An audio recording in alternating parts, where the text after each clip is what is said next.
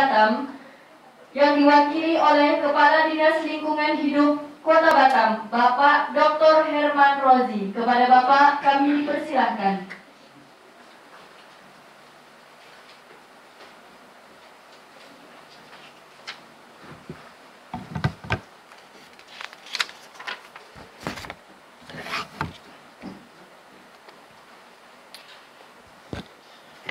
Bismillahirrahmanirrahim. Assalamualaikum warahmatullahi wabarakatuh. Waalaikumsalam warahmatullahi wabarakatuh. Alhamdulillahirabbil alamin. Wassalatu wassalamu ala asrofil anbiya'i wal mursalin wa ala alihi wa sahbihi ajmain. Ashhadu an la ilaha illallah wahdahu la syarikalah wa ashhadu anna Muhammadan abduhu wa rasuluhu la nabiyya ba'da amma ba'du. Yang sama-sama kita hormati pimpinan daerah Muhammadiyah Kota Batam, Bapak Dr. Andus Sobirun Husnum. Yang kita hormati Ketua DPD IMM Kepri, Adinda Anasrullah Simanjuntak, ya, yang akan membuat sejarah. Sebetulnya sudah dibuat sejarah, karena tadi Pak Sobiri menyampaikan kalau Ketua Kota Batam ini adiknya. Itu sejarah itu. Betul ya? Adik kandung ya? Adik kandung bukan? Hah? Ya ini sejarah. Betul yang dibilang oleh siapa tadi, Adinda Nasrullah, ini sudah membuat sejarah dia.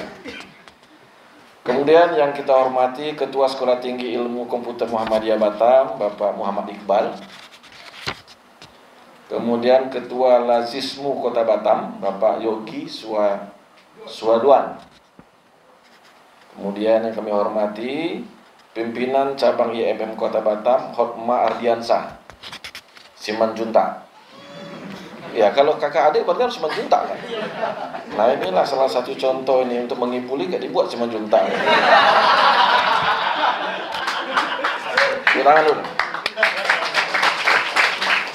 Baik, alhamdulillah, patut kita bersyukur kepada Allah Subhanahu wa taala pada malam hari ini. Katanya malam Minggu, malam yang panjang, kita diberikan nikmat oleh Allah. Nikmat yang paling mungkin tidak bisa dibuat oleh manusia, yaitu nikmat bernapas. Kalaupun Allah menciptakan udara sedemikian banyak, tapi kalau kita tidak bisa bernapas, insya Allah game. Betul nggak? Jadi bukan nikmat udara sebetulnya yang diberikan Allah, tapi nikmat bernapas. Udara bersih, udara segar ini gratis dan banyak di Indonesia. Tapi nikmat bernapas itu lebih penting daripada udara, betul nggak? Jadi maka patut kita bersyukur. Mudah-mudahan dengan bersyukur atas nikmat itu, Allah menambah nikmatnya kepada kita. Kemudian salawat bersama kepada junjungan Allah Nabi besar Muhammad sallallahu alaihi wasallam. Allahumma sholli ala sayyidina Muhammad wa ala ali Muhammad. Mari kita berselawat kepada beliau, junjungan alam. Kenapa? Mudah-mudahan beliau pada masanya nanti masih menganggap kita sebagai umatnya. Karena yakin dan percaya kalau beliau tidak menganggap kita sebagai umatnya, rasanya surga itu haram bagi kita. Betul? Nah, mahasiswa pahami ini. Jadi sering-seringlah, apalagi Muhammadiyah, sering-seringlah berselawat kepada beliau. Allahumma sholli ala sayyidina Muhammad wa ala ali Muhammad. Kemudian berikutnya saya menyampaikan permohonan maaf dari Bapak Wali Kota Batam, Bapak Haji Muhammad Rudi, yang seyogianya beliau hadir. Karena tadi sore saya tidak diberitahu Pak Ketua. Makanya tadi kalau Pak Ketua biasanya Bu Riaman yang hadir, kan begitu.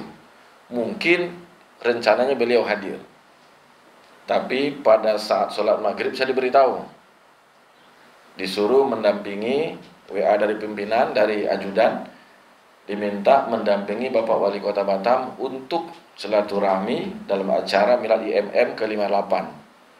Nah, sampai saya tersesat tadi Pak. Nah, tersesat saya, maka agak terlambat tersesat. Padahal rencana saya tadi sholat isya dulu baru saya ke sini. Tapi karena mendadak, akhirnya saya sesat sampai ke belakang sana, tidak tahu daerah mana. Karena melihat Google memang ternyata ciptaan manusia ini belum sehebat ciptaan Tuhan. Nah, akhirnya tadi saya sampai di sini, saya lihat masih agak ya belum terlalu ramai, saya sholat dulu. Jadi masjid yang Adin bilang tadi sudah saya lihat tadi itu. Ya, saya sudah sholat Isya di situ dan saya sudah lihat. Beliau Pak Wali menyampaikan salam, ya karena beliau kebetulan pada saat ini juga sedang acara di Bangkok kalau saya tidak salah. Jadi beliau menyampaikan permohonan maaf sekaligus salam. Mudah-mudahan dengan saya yang mewakili, saya tidak tahu juga kenapa saya mewakili ini. Padahal Dinas Lingkungan Hidup ya. Kalau acara-acara ini mungkin, tapi saya pikir tidak ada masalah. Karena saya yakin dan percaya, tentu pimpinan sudah tahu persis bahwa saya juga mantan mahasiswa. Makanya saya disuruh barangkali kan gitu Pak ya. Iya, nggak ujuk-ujuk gitu ya. Walaupun mungkin mahasiswa saya berbeda dengan mahasiswa-mahasiswa adinda-adinda pada saat hari ini. Jadi saya rasa tidak ada masalah ya kalau diwakili. Kemudian apa yang Adinda sampaikan tadi, permohonan dan segala macamnya, tadi juga sudah dijawab sebetulnya oleh Adinda, ketua dari Kepri, bahwa kewenangan Kota Batam itu hanya sampai di SMP. Kalau masalah bantuan, saya tahun 2008 menjadi kepala bidang diklat di kepegawaian sampai 2011. Sayalah orang pertama dengan Pak Madalan waktu itu, Pak Wakil Wali Kotanya Pak Rudi, kami itu menyiapkan beasiswa kepada masyarakat interland, kemudian menyiapkan mahasiswa kepada masyarakat Kota Batam yang ada di beberapa perguruan tinggi. Jadi prinsipnya adalah yang miskin kita biayai, yang mampu kita fasilitasi, itu dulu saya. Tahun 2008 sampai 2011. Artinya apa? Mohon maaf, mahasiswa tidak semuanya miskin. Tetapi mereka punya uang, tetapi mereka tidak tahu jalannya bagaimana menjadi mahasiswa.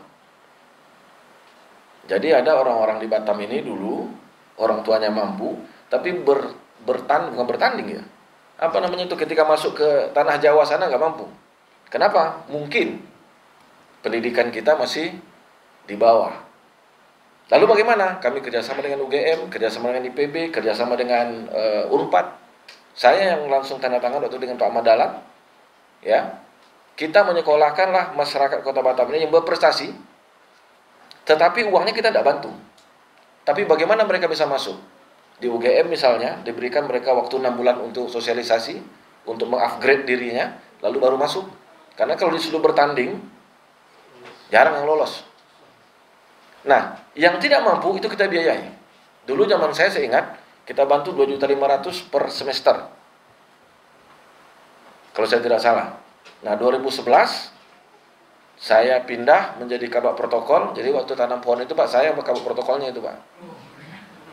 Ya. 2011 saya di kabak protokol. Kemudian saya tidak tahu lagi apa dilanjutkan atau tidak, tapi saya ingat saya itu masih dilanjutkan. Makanya tadi saya agak heran juga, apakah mungkin nggak kebagian kali ya. Tapi itu ada. Dan biaya pendidikan itu, untuk adik-adik ketahui, 20% itu nggak akan dikurangi. Kalau COVID pun, seperti apapun COVID nggak akan dikurangi. Cuman mungkin kewenangan tadi.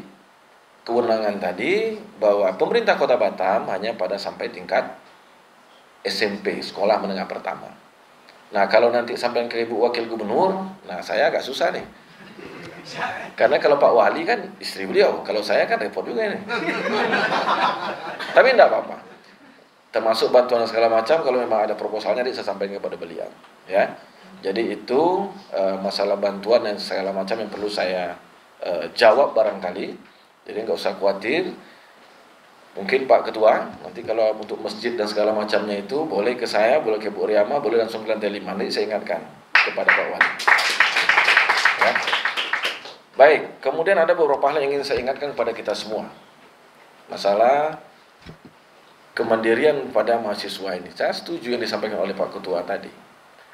Kita sebagai mahasiswa, kenapa mahasiswa? Kenapa tidak pelajar? Biasanya kan maha kuasa, betul nggak? Berarti kalau yang maha itu dianggap dia lebih tinggi. Maka daripada itu, sebagai aktivis, yang sudah bergerak di dalam organisasi ini, mari kita isi diri kita. Tidak bisa kita bicara tanpa wawasan. Tidak bisa kita bicara tanpa aturan.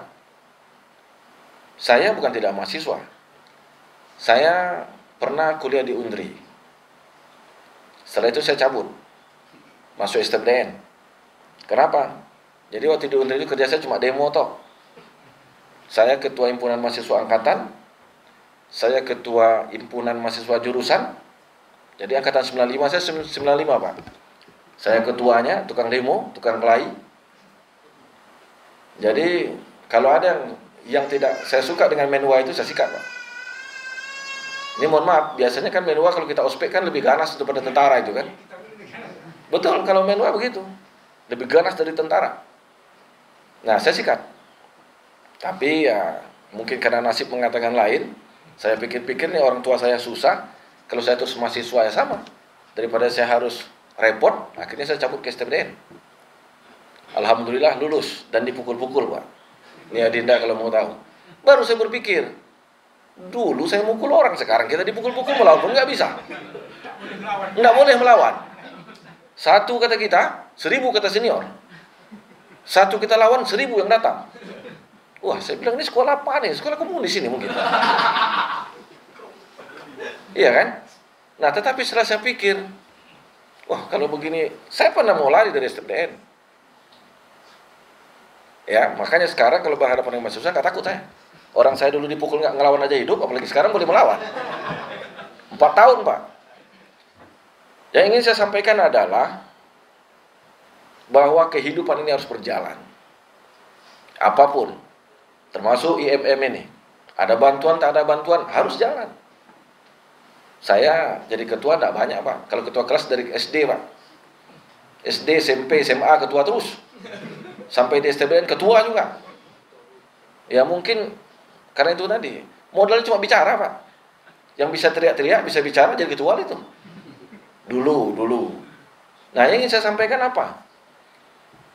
Hidup itu harus berjalan. Nah saya mengambil, masuk di STPDN, kuliah. Kerja saya apa? Saya tidak belajar ilmu pemerintahan, jangan salah. Karena apa? Saya memahami betul bahwa sekolah tinggi pemerintahan dalam itu pembentukan kader pemerintahan yang paham dengan pemerintahan, bukan yang paham ilmu pemerintahan. Nah, begitu juga kita di MM ini mau jadi apa? Anda adik-adik boleh sukses di MM tapi tidak sukses dalam hidup. Nanti akan jadi bahan tertawaan. Ya. Banyak teman-teman saya di STPDN sukses dia, IPK-nya tinggi tapi dia nggak sukses. Kenapa? Dia nggak belajar hidup. Karena saya kader pemerintahan, saya belajar bukan ilmu pemerintahan tapi ilmu manusia yang saya pelajari. Bagaimana kawan-kawan dari Papua, dari Aceh, bagaimana menghadapi orang. Karena apa? Karena kami begitu tamat ditempatkan di kelurahan-kelurahan berhadapan dengan masyarakat. Yang saya pelajari apa? Ya cuma cara bicara. Tidak ada ilmunya. Hanya sebagian kecil saja ilmu. Di STPDN itu ada pengajaran, pendidikan atau pelatihan dan pengasuhan. Tidak ada orang keluar dari STPDN itu kalau ke pengajarannya rendah. Tapi kalau pengasuhannya jelek, langsung out. Artinya apa? Yang disiapkan di sana itu adalah bagaimana pondasi diri kita masing-masing. Itu yang penting. Nah, di organisasi itu sebetulnya intinya. Kita berorganisasi, kita harus memahami, oh ternyata begini loh karakter. Jadi pimpinan itu nggak gampang. Saya yakin nih adik-adik saya yang menjadi ketua ini, menyatukan kepala kawan-kawan itu, anggota itu tidak susah. Betul nggak? Bahkan dianggap tidak idealis. Dianggap tidak idealis loh. Oh ini takut, itu tidak berani. Sebetulnya bukan begitu. Sebagai pimpinan itu banyak yang harus dipikirkan, bukan hanya satu arah saja. Bukan hanya membabi buta. Nah, saya katakan ketika di STPDN saya tidak belajar ilmu pemerintahan, bukan tidak belajar ya, saya tidak terlalu banyak memahami ilmu pemerintahan. Karena apa? Capek. Yang saya pelajari itu bagaimana hidup, bagaimana bisa menenangkan masyarakat, bagaimana bisa mengayomi masyarakat, bagaimana bisa memberikan pelayanan terbaik. Itu. Nah, lalu kapan, Pak? Nah, setelah saya tamat STPDN pendidikan, saya lanjutkan S2 di UGM. Nah, itu baru. kita berdiskusi, kita berdebat, kita ikut seminar, profesor-profesor segala macam. Nah, kita belajar. Nah, ilmu begini nih. Yang tadinya jiwa seorang mahasiswa itu yang menggebu-menggebu, masuk di S2, mulai agak berkurang. Kenapa? Ilmu udah mulai banyak nih. Kembali daripada S2 dari UGM, lalu saya ngambil S3 lagi di STPDN. Tambah tidak bisa bicara saya. Kenapa? Karena ternyata fakta di lapangan itu berbanding terbalik dengan teori. Ini yang harus dipahami. Kalau kita masih S1 ya, wah semuanya itu seolah negara dunia milik kita. Tapi nanti kalau sudah tahu berbenturan, nah ini yang jadi masalah. Makanya di dalam organisasi ini saya menghimbau kepada adik-adik kita semua. Saya sangat mengapresiasi dan bangga kalau ada yang peduli dan mau masuk dalam organisasi sebagai kader. Tapi saya lebih bangga lagi kalau betul-betul memahami dirinya sebagai kader. Artinya fondasi dirinya harus kuat. Tapi kalau kita tidak kuat, mohon maaf. Kalau 2 tahun ya jadi ketua ya. Nanti bisa-bisa 10 tahun jadi ketua. Mahasiswa abadi gak lulus-lulus. Kalau boleh ya Pak ya. Artinya apa? Kesempatan yang diberikan pada hari ini oleh kawan-kawan, oleh satu angkatan misalnya mahasiswa, kita pergunakan untuk belajar. Nanti tidak akan semudah dunia ke depan, tidak akan semudah hari ini. Sama saya dulu juga begitu. Ketika saya suka mendemo di Pekanbaru, begitu saya masuk, wah ini berbeda. Dunia itu tidak seperti yang kita bayangkan. Teori yang kita pelajari itu jarang kita temukan prakteknya di lapangan. Kenapa? Kalau kita mau tahu betul prakteknya di lapangan sesuai, belajarlah filsafat manusia. Nah, itu baru cocok itu. Tapi menghayal terus kita. Menghayal terus kita, Pak. Ya kan? Nah, artinya apa? Saya menghimbau kepada adik-adik semua, tetap kita idealis. Ya, kalau saya punya prinsip, jangan sampai kita melawan arus. Tapi kalau bisa kita kendalikan arus. Paham maksudnya kan? Jadi tidak bisa kita lawan arus. Kalau kita lawan arus, coba kalau di sungai, adik-adik lawan arus, capek nggak? Capek, nggak sampai pada tujuan. Tapi bagaimana kita memanfaatkan arus itu yang hebat. Misal nih, ya, kalau berenang nih, kalau saya di kampung saya kebetulan orang Kampar Pak, Sungai Kampar itu dulu. Kalau arus itu arahnya ke sana nih arus nih. Arus sungai itu ke sana. Anda mau nyebrang, jangan ambil ke sana, ke sini. Tapi ambillah dari sini, miring. Maka arus akan membantu kita berenang sampailah ke ujung. Begitu memanfaatkan arus. Tapi memang kalau kita ambil pancung lebih dekat, betul nggak? Pintas. Susah. Bisa-bisa nggak sampai. Sampai di tengah, sesak napas, tenggelam. Nah inilah yang saya katakan pandai-pandai kita di dalam organisasi ini. Adik-adik yang mengatakan, wah ini sudah si A jadi ini, si B jadi ini, si C jadi ini. Tidak semudah yang kita bicarakan. Berdarah-darah. Apalagi zaman sekarang bukan cuma berdarah-darah. Ada bendera. Ya, jadi nggak sederhana itu. Tapi saya memahami betul. Karena ya, mungkin adik-adik baru. Tapi nanti semakin dewasa kita akan semakin melihat. Semakin kita menyadari ternyata tidak semudah yang kita bayangkan. Maka saya menghimbau manfaatkan, sekali lagi manfaatkan organisasi ini untuk belajar dan memahami kehidupan ini. Dan untuk bekal kita nanti setelah kita tidak lagi dalam organisasi ini. Ini perenungan yang saya sampaikan. Ya mudah-mudahan nanti akan dilihat. Kalau tidak percaya, adik-adik yang di depan saya ini, kalau tidak percaya, catat namanya masing-masing. Catat di buku, 10 tahun akan datang, coba lihat. Siapa yang berhasil, siapa tidak berhasil. Lalu direnung, kenapa dia. Akan ketahuan. Ya, saya tidak mengatakan ilmu itu tidak penting. Ilmu itu penting. Man arada dunya fa'alaihi bi ilmi. Man arada akhirah fa'alaihi bi ilmi wa man arada huma fa'alaihi bi ilmi. Bukan tidak penting, penting. Tapi kadang kita salah memahami ilmu. Jelas itu. Nah, kalau kita hanya tahunya berorganisasi hanya ilmunya, mohon maaf, sekedar hura-hura, sibuk, demo, akhirnya kita ketinggalan. Tapi memahami apa sih yang mau kita laksanakan, apa sih yang mau kita capai, insya Allah kita berhasil. Nah ini yang perlu saya ingatkan.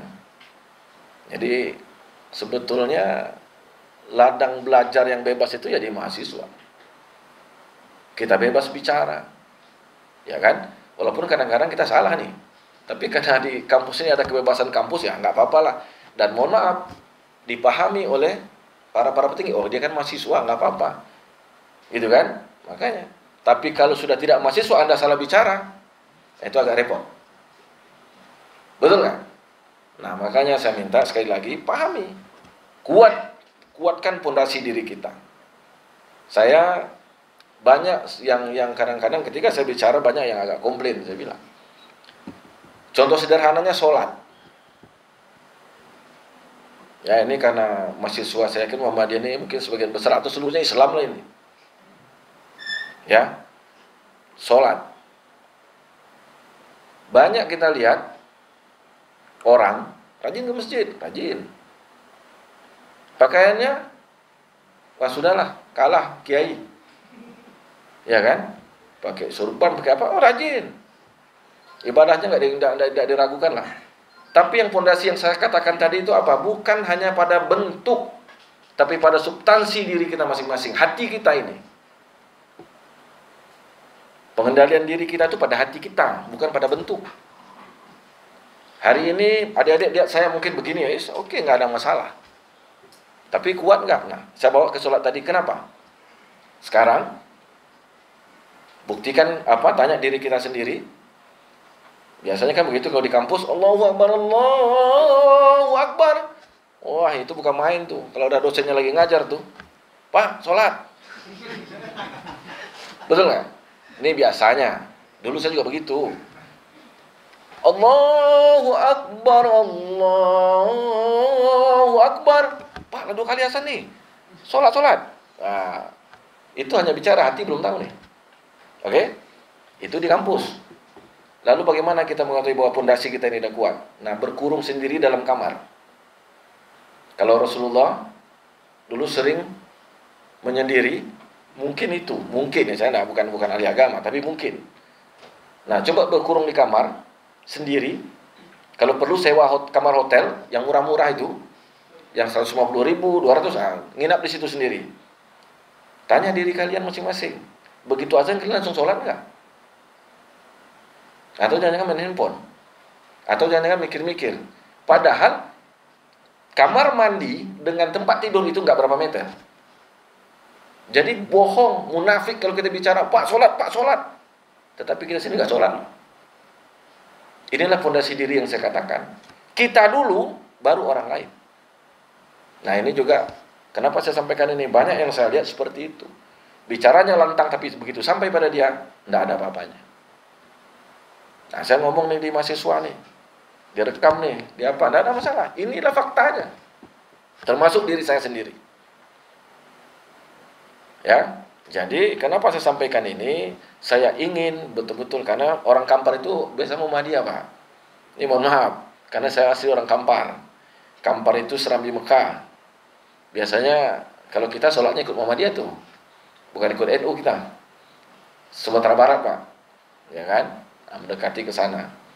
Nah, saya ingin kader-kader kita ini betul-betul kader-kader yang pondasinya kuat. Artinya dirinya kuat. Yang sederhananya itu tadi. Nah, termasuk dengan apa yang kita bicarakan, kita harus pahami dulu. Jangan kita begitu nampak kita bicara tapi kita nggak paham apa yang kita bicarakan. Nah, itu maksud saya. Tanya dulu hati kita nih, betul nggak nih? Karena kenapa saya katakan tadi dari awal saya nih, kalau ada yang demo saya ikut. Nggak tahu kenapa, pokoknya ikut aja gitu. Ini dulu Pak, tahun 95 saya jadi mahasiswa, begitu.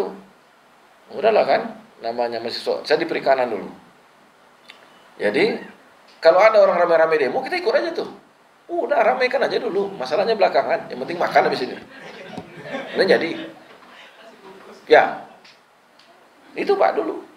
Ada rencana pembangunan peternakan, pengalengan babi. Wah rame. Wah kita harus protes nih. Aku bilang kalian protes sholat aja enggak, gimana sih? Nah tapi inilah kita selalu berbicara pada bentuk, wujud. tapi substansinya kita tidak paham. Nah, kita berorganisasi juga begitu. Iya, saya setuju. Tapi kuatkan diri kita dulu, isi diri kita dulu. Karena Rasulullah juga biasanya, dan kita tahu, dia mencontohkan dulu baru bicara, kecuali itu wahyu.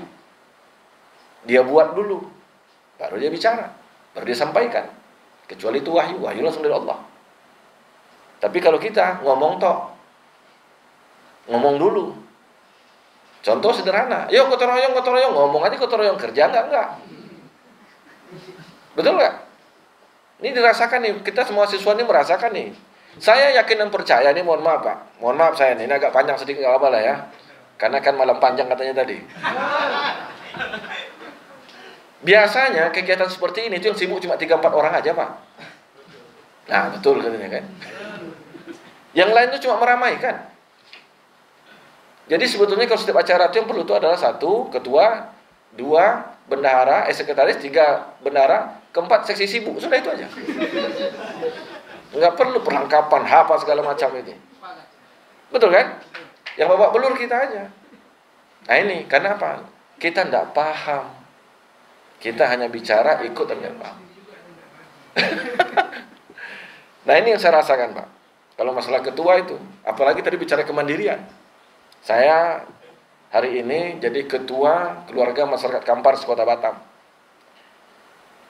Ini beberapa yang lalu Bupati, Wali Kota, anggota DPRD 26 orang saya undang Pak. Acara untuk pelantikan saya. Silakan datang. Tapi tidak ada akomodasi, tidak ada tiket, mau datang silakan, tidak ada masalah. Apa temanya, motonya kita? Keluarga besar Kabupaten Kampar itu menciptakan organisasi yang mandiri dan profesional. Betul nggak ada yang nyumbang Pak? Nggak ada yang nyumbang. Karena mandiri dan profesional tadi, nggak ada yang nyumbang. Coba bayangkan, ini risiko. Siapa yang nyumbang? Nah, untung saya, mohon maaf, saya agak, ya dibilang dekat tidak juga, karena saya anak buah Pak Wali Kota kan. Saya bilang, Pak, ini repot nih saya nih. Jadi kata Pak Wali, ya sudah, kita bantu sesuai kemampuan. Nah, akhirnya saya jalan. Nah, inilah. Kenapa itu tadi? Substansinya itu kalau dibaca. Kita nggak bisa sendiri. Tapi mandiri itu, kita nggak nyusahkan orang lain. Itu sebetulnya. Kalau sendiri, nggak bisa. Nggak ada manusia yang bisa sendiri. Kita lahir aja dibantu kok. Kita jadi juga dibantu kan. Adanya manusia ini kan ada kerja sama bapak dengan ibunya. Loh, nggak bisa sendiri. Coba sendiri kalau jadi. Nggak bisa Pak. Ini hakikatnya seperti itu. Manusia itu makhluk sosial betul. Tidak ada yang bisa sendiri. Siapa yang bisa sendiri? Kalau ada yang bisa sendiri, wah ini saya perlu berguru nih 7 hari 7 malam ini. Nah artinya apa? Kemandirian itu kita tidak menyusahkan orang lain. Nah ini yang saya coba tanamkan ya. Kalau ya itu tadi saya menjadi ketua itu sudah banyak Pak. Tapi begitu saya sudah banyak, bukan ilmunya, tetapi banyak pengetahuannya, saya mulai mumet juga nih. Apa namanya, pertentangan kepentingan ya, yang mungkin setiap kebijakan itu kan tidak mungkin memuaskan semua orang. Jadi saya bela kebijakan Pak Jul, tertindaslah kepentingannya Adinda, kemudian saya bela ini, tetapi intinya adalah amal ma'ruf nahi mungkar tadi tidak mungkin semuanya terpuaskan, tapi paling tidak sebagian besar umat itu terselamatkan, itu dulu. Ya, sebagian besar umat itu terselamatkan. Bukan saya artinya mengatakan harus mengorbankan ya, tidak. Tapi kita akan mencari sekecil mungkin risikonya kan. Yang penting umat yang banyak ini terselamatkan. Nah ini. Nah makanya sekali lagi, sudah berkali-kali saya sampaikan, mari kuatkan fondasi diri kita, berorganisasi. Saya bangga, adik-adik saya kritis. Saya sangat bangga sekali, karena apa? Saya dari dulu juga seperti itu. Sama Pak, dulu saya, susah lah saya bicaranya. Pokoknya kalau dulu kan begitu tuh, kalau sering protes, sering bicara, banyak ide, ketua itu. Begitu. Cuman kalau sekarang itu kan, dipanggil ketua limpul. Ketua katanya, 100 ini kan. Itu. Inilah. Jadi saya menghimbau, saya bangga dengan adik-adik saya, mahasiswa, karena saya yakin sebetulnya kalau kita jujur, lebih banyak sebenarnya mahasiswanya daripada ini kan. Tetapi hanya inilah yang terpanggil. Tepuk tangan dong yang di sini. Inilah syukur, alhamdulillah masih ada kader-kader Muhammadiyah yang akan meneruskan perjuangan Muhammadiyah. Ya, karena saya yakin pendirian Muhammadiyah ini tentu paling tidak, ya saya tidak tahu kalau salah nih. Salah satunya tujuan organisasi itu kan melestarikan nilai-nilai kemuhammadiyahan, mungkin biasanya begitu. NU bikin pramuka, ada organisasi yang berafiliasi dengan gerakan-gerakan itu. Nah, saya yakin salah satu dibentuknya dua organisasi ini adalah bagaimana secara internal kader-kader Muhammadiyah ini bisa menerapkan gerakan-gerakan ataupun paham-paham Muhammadiyah di dalam individunya atau pribadinya. Nah, itu pasti itu menurut saya. Kemudian fungsinya keluar apa? Nah, kalau sekarang mungkin ya sebagai organisasi yang peduli kepada masyarakat di luar Muhammadiyah, kemudian juga memberikan masukan kepada pemerintah, mungkin barangkali ya. Tapi saya yakin tidak akan jauh dari itu. Karena pada hakikatnya organisasi itu pasti ada untuk mereka ini secara internal dirinya sendiri, dan tentu ada manfaat untuk orang lain. Kalau hanya untuk diri kita sendiri saja, ya saya rasa kurang pas juga organisasi itu. Organisasi apapun ya harus membawa manfaat kepada orang lain atau eksternal dari organisasi kita. Nah ini, jadi sekali lagi terima kasih pemerintah Kota Batam ya kepada adik-adik yang tergabung di dalam Ikatan Mahasiswa Muhammadiyah ini. Mari berbuat untuk bangsa dan negara ini yang mungkin dalam tanda petik kita lihat agak kacau beliau ini, ya kan? Kenapa? Ya di luar akal sebetulnya, tetapi itulah faktanya, itu yang saya katakan tadi. Saya selalu mengingat kata-kata, dan kemudian saya dekat dengan beliau, Profesor Dr. Riswanda Imawan, orang aneh kalau menurut saya. Kalau ngajar itu Pak Prof. Dia bawa apel, duduknya jongkok itu di kursi. Itu saya S2 itu. Saya bilang nih orang nyentrik juga nih. Bawanya Astrea Prima itu pakai ranselnya kayak anak muda persis, tapi dia udah tua, sayangnya udah almarhum beliau. Beliau selalu mengatakan, saya belajar di Amerika, belajar di mana-mana, tetapi teori yang saya pelajari tidak saya temukan di Republik Indonesia. Artinya apa? Teori itu untuk memperkaya kita. Belum tentu akan sama dengan fakta di lapangan. Kalau Anda memastikan untuk sama dengan fakta di lapangan, gila. Stres kita. Nah ini yang terjadi sekarang di Republik ini. Kita sawit banyak. Ini nggak Pak? Betul nggak? Nggak logis kan? Nah, sekarang kita jujur, saya pemerintah, bukan saya mengkritik, tapi nggak logis kan? Tapi faktanya seperti itu. Nah maka jangan nanti kalian bikin teori ekonomi gini-gini, nggak ketemu itu. Logikanya begitu, atas minyak, bawah minyak, kita langka. Baik. Betul nggak? Nggak usah takut-takut, saya kan pemerintah. Nah yang ingin saya sampaikan apa? Nah itulah kadang-kadang idealisme kita itu belum tentu sesuai dengan fakta di lapangan. Tapi Anda sebagai mahasiswa jangan stres. Ya kan? Pahami itu. Mungkin ada faktor lain. Kalau dalam penelitian ada faktor lain yang menentukan itu. Bukan hanya mentang-mentang sawit banyak, ini banyak, lalu semua. Mungkin ada faktor lain. Nah, faktor manusia, penimbunan, betul nggak? Kita nggak tahu. Nah, faktor lain apa lagi? Memang sawitnya banyak, tapi Pak nggak banyak panen, busuk semua. Ayo. Betul kan? Kenapa langka minyak sawit banyak? Memang sawitnya banyak, tapi pupuknya kurang, nggak ada buahnya, mau diapain? Jadi nggak semata-merta kalau kita hanya melihat itu minyak, nggak mungkin langka. Nah ini teori. Tapi ada faktor lain penentunya. Kenapa dia langka? Itu tadi ada faktor manusia. Ada yang suka nimbun-nimbun kan? Yang nimbun beneran nimbun dalam tanah. Saya lihat di TikTok itu dia timbun dengan tanah dia. Ya kan? Nah mungkin ada faktor lain. Kenapa? Memang sawitnya banyak, tapi buahnya nggak ada. Kenapa? Pupuknya nggak ada. Atau bisa jadi, kenapa nggak buah lagi? Sudah tua. Atau yang lain-lain, atau yang lain-lainnya. Nah, semakin banyak kita ilmunya, semakin kita banyak tahu. Nah, akhirnya itulah yang akan meredam kita untuk tidak emosional. Ini yang ingin saya sampaikan itu. Tapi kalau kita hanya tahu sepintas saja, wah demo tuh. Minyak langka katanya. Nah, tapi setelah kita tahu, kenapa ini? Sama dulu air. Kekurangan air, zamannya Pak Rudi kan ngomong tuh, Pak Wali. Zamannya pegang ATB itu, muka kuning kalau kita lewat, kering. Sekarang nggak pernah kering, Pak. Kenapa? Kita nggak tahu. Kenapa? Nggak tahu, mungkin airnya banyak kemanain gitu. Nah, ini faktornya. Jadi bukan hanya kita melihat pada satu sisi, lihatlah secara komprehensif, kuatkan fondasi diri kita, nah baru kita bicara. Maka saya yakin dan percaya, kader-kader Muhammadiyah akan menjadi kader-kader yang berhasil di masa depan. Amin, amin ya rabbal alamin. Saya rasa ini yang dapat saya sampaikan. Ya, mudah-mudahan pertemuan ini bukan pertemuan pertama. Mungkin selanjutnya ini bukan kampanye ya. Karena tadi kan dibilang nanti ketemu lagi, seolah saya mau jadi wali kota kan gitu.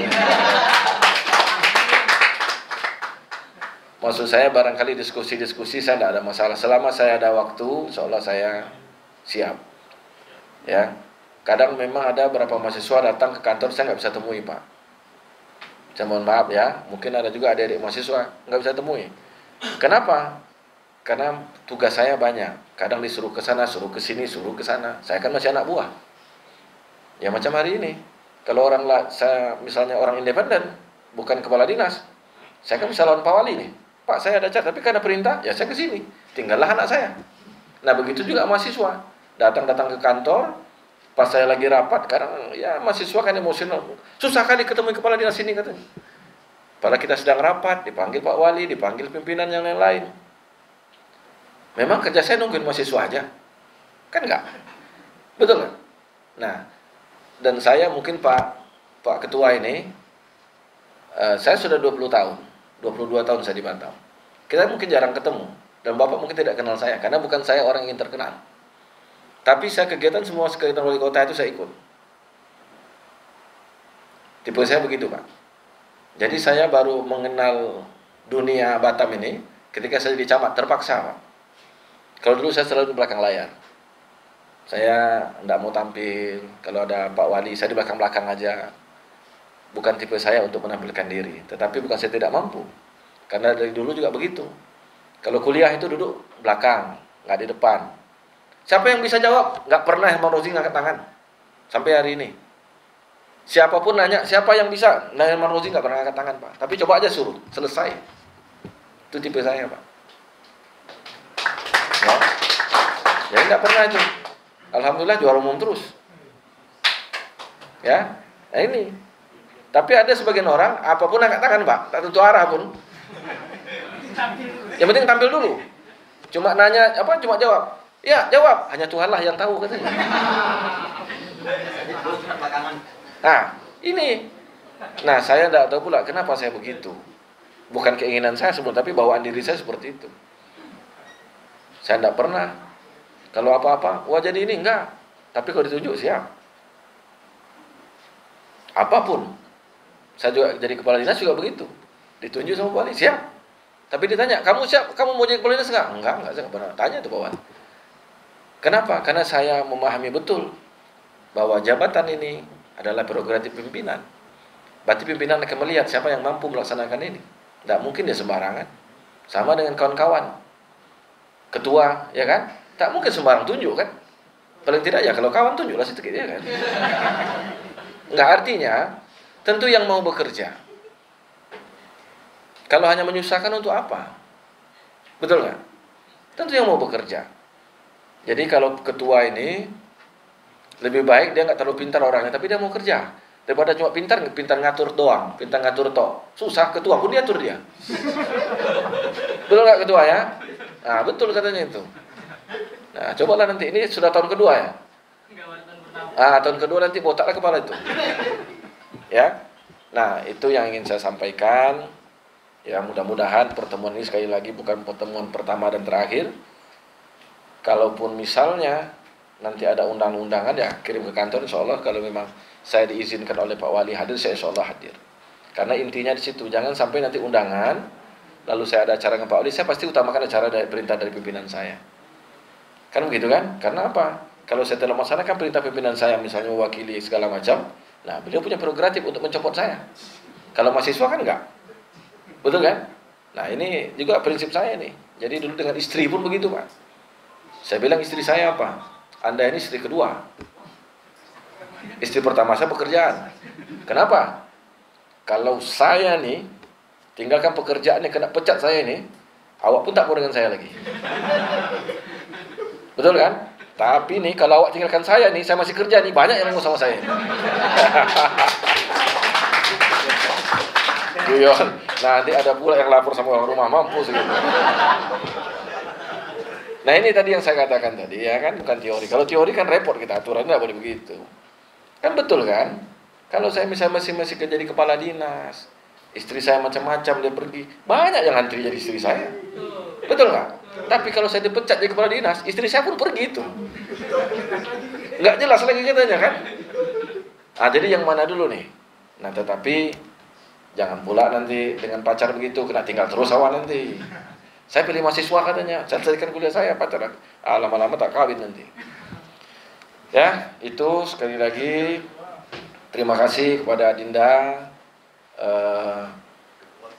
Ketua, kemudian seluruh yang hadir lah pada hari ini.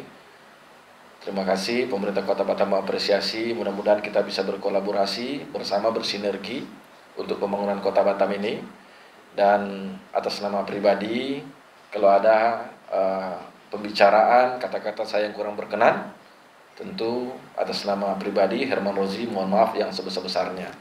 Karena tidak ada gading yang tidak retak, tidak ada manusia yang tidak bersalah. Sekali lagi mohon maaf. Dan mengakhiri sambutan ini bukan arahan, sambutan. Kalau arahan itu, masa saya mengarahkan adik-adik saya pintar-pintar, ini kan nggak mungkin itu. Ya kan? Ini ada pantun, karena pantunnya menjadi, kalau tanah Melayu ini Pak, katanya begitu. Ya kan? Nanti kalau saya tidak berpantun, wah repot juga nih. Baik, ini satu pantun. Jika Tuhan membeli buku, belilah buku untuk dibaca. Jika mahasiswa Muhammadiyah semuanya bersatu, tentu Batam maju, rakyatnya sejahtera. Demikian yang dapat kami sampaikan. Wabillahi taufiq wal hidayah. Wassalamualaikum warahmatullahi wabarakatuh. Waalaikumsalam.